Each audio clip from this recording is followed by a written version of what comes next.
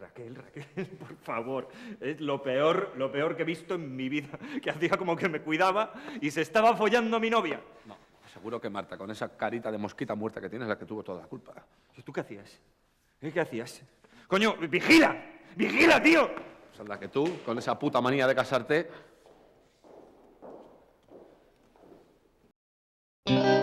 ¿Cómo pudiste hacerme esto a mí?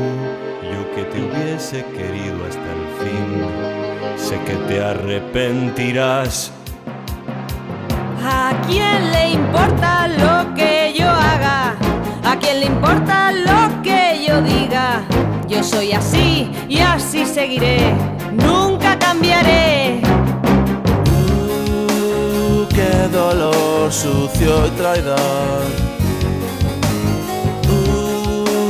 Me envenena el corazón. Sé que ya jamás enloqueció y jamás perdió el control.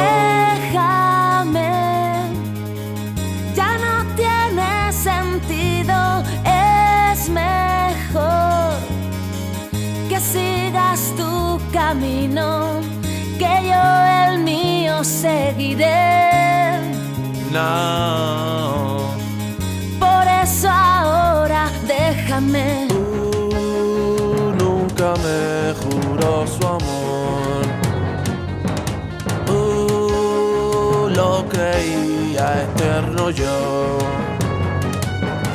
Y ella me sonreía y miraba hacia el mar. Ay, qué pesado, qué pesado. Siempre pensando en el pasado. No te lo pienses demasiado, que la vida está esperando. Vete de aquí.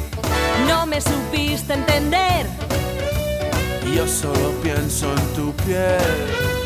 No es necesario mentir. Qué fácil es atormentarse después.